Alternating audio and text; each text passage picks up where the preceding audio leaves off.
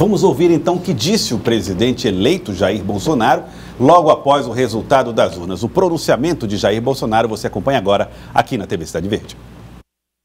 Faço de vocês minhas testemunhas de que esse governo será um defensor da Constituição, da democracia e da liberdade. Isso é uma promessa, não de um partido, não é a palavra vã de um homem, é um juramento a Deus. Liberdade é um princípio fundamental. Liberdade de ir e vir, andar nas ruas, em todos os lugares desse país. Liberdade de empreender, liberdade política e religiosa, liberdade de informar e ter opinião, liberdade de fazer escolhas e ser respeitado por elas. Este é um país de todos nós, brasileiros natos ou de coração. Um Brasil de diversas opiniões, cores e orientações. Como defensor da liberdade, vou guiar um governo que defenda e proteja os direitos do cidadão, que cumpre seus deveres e respeita as leis. Elas são para todos.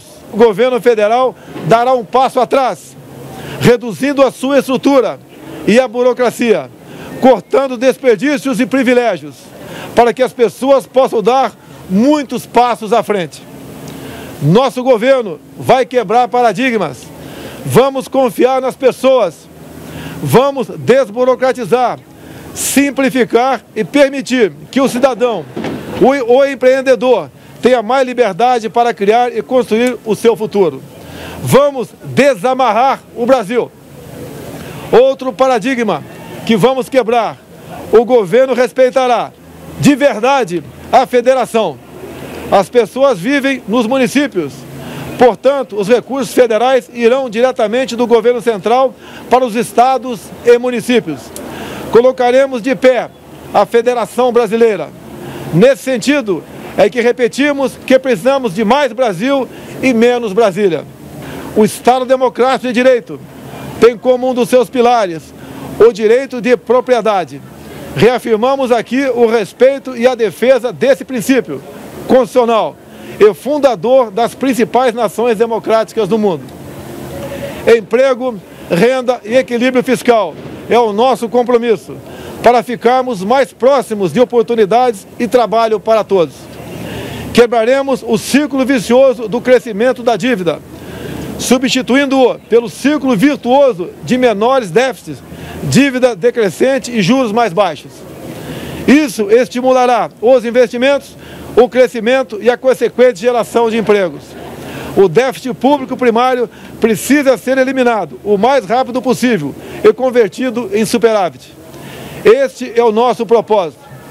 Libertaremos o Brasil e o Itamaraty das relações internacionais com viés ideológico a que foram submetidos nos últimos anos.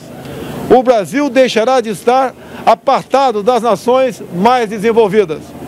Buscaremos relações bilaterais com países que possam agregar valor econômico e tecnológico aos produtos brasileiros.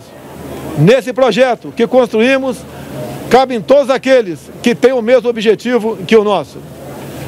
Mesmo no momento mais difícil dessa caminhada, quando por obra de Deus e da equipe médica do Juiz de Fora e do Albert Einstein ganhei uma nova certidão de nascimento, não perdemos a convicção de que juntos poderíamos chegar a essa vitória.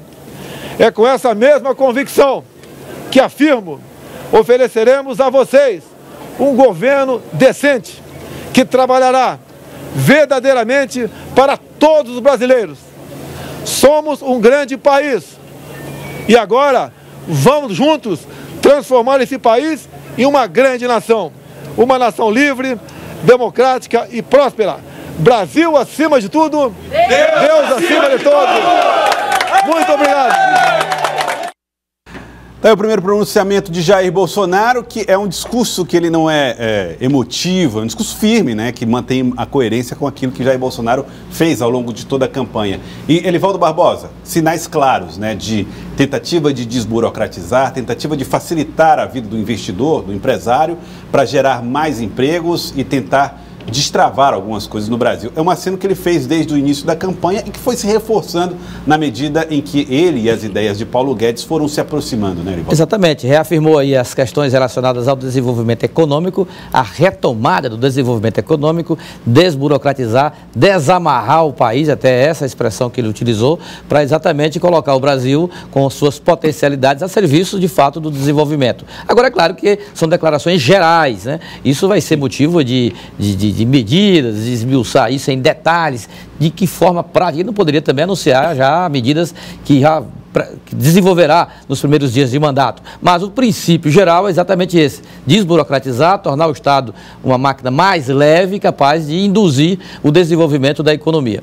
E, consequentemente, reafirmou também o compromisso de respeito às liberdades, à democracia e ao princípio constitucional. Essas declarações que durante aí o final, a reta final da campanha, foi muito colocado aí no debate aí eleitoral, nas discussões, no confronto de ideias, e Bolsonaro aí, ele falou além, muito além dos seus seguidores mais fiéis, ou seja, já falou como o chefe de Estado eleito e pronto para desenvolver essas metas que ele pretende pôr em prática quando assumir a presidência da República. Fernando Rocha, no discurso de Jair Bolsonaro ficou claro também o abraço à Constituição Federal e justamente essa ideia que o Elivaldo Barbosa colocou, desmistificar aquilo que foi alvo de protesto, inclusive nas redes sociais, de que ele seria um antidemocrata. Ele reafirmou o interesse de manter o compromisso com a democracia.